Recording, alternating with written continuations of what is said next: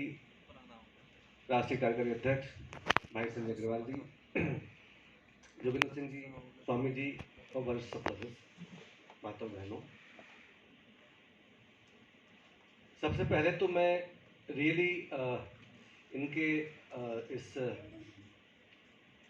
जो एक gut feel है और एक जो इनके अंदर जो एक संजय जी के अंदर जो एक पार्टी खड़ा करना इस देश में ये बहुत बड़ी हिम्मत की बात है।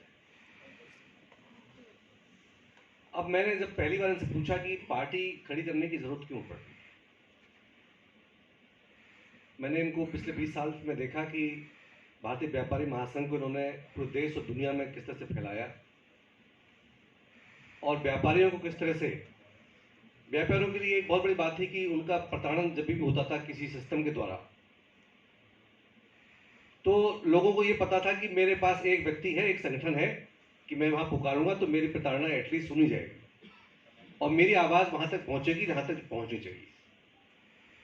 तो उनको भरोसा हुआ ये। तो मुझे 2 लाइन में इन्होंने एक बात बताई कि भाई भारतीय स्वदेशी कांग्रेस की स्थापना की जरूरत क्यों पड़ रही है और हमारा उद्देश्य क्या है। क्योंकि मेरे अंदर ये बहुत ही हिचकिचाहट थी और मुझे अंदर से एक फील था कि भाई पार्टी खड़ी करना इस देश में, इतना विविध देश है, 6.25 लाख गांव है और जहां मेन स्ट्रीम पार्टियां कम होती जा रही हैं।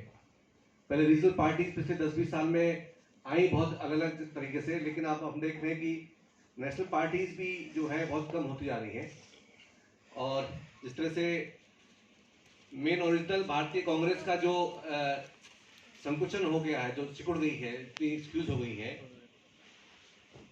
और उस दौर में एक भारतीय स्वदेशी कांग्रेस को इस 2021 शताब्दी में खड़ी करना बहुत मुश्किल की चीज है। इस पर कोई सोचे और अपना तन मन धन और 24 घंटे इस बात पर लगा दे। संजय अग्रवाल जी वैश्य समाज से हैं तो व्यापार करना इनकी प्राथमिकता होनी चाहिए जैसे कि मेरी है, लेकिन उन्होंने कहा कि नहीं, व्यापार तो हमने कर लिया और वो तो सब चीज, लेकिन हमको भगवान ने किसी और उद्देश्य के लिए यहाँ भेजा है दुनिया में। तो पहले हमने व्यापारी भाइयों की कैसे प्रोटेक्शन उस पर किया और हम भारतीय स्वदेशी कांग्रेस के जरिए रियल सेंस में कि हर अंतिम छोर पर खड़ा हुआ व्यक्ति किस तरह से आत्मनिर्भर हो, किस तरह से उस पर जो एक फाइनेंशियल इंक्लूजन की हम बात करते हैं वो पहुंचे और वो एक मजबूत हो। तो पहला उनका उद्देश्य मुझे जो पता चला, और दूसरा कि हर व्यक्ति को रोजगार मिले। तो रोजगार गारंटी विधेयक ये इनकी पार्टी अगर सत्ता में आती है तो ये लेकर के आएगी। और तीसरी बात कि महिलाओं को एक तरह से जो जितना सशक्तिकरण होना चाहिए, जितना एम्पावरमेंट होना चाहिए, इस देश में पिछले 70 साल में आजादी के बाद से हुआ नहीं।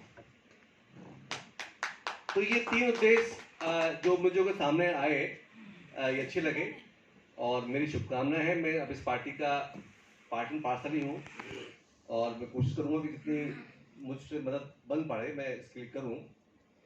और जैसा कि हम सबको पता है कि 65% पॉपुलेशन का इस देश में अभी 35 साल से कम का युवा है। संजय भाई खुद युवा हैं। तो मैंने जब कुछ युवाओं से बात करी किसी परिप्रेक्ष्य में, तो मैंने पाया कि भाई युवा किसी पार्टी से क्यों जुड़ना चाहेगा,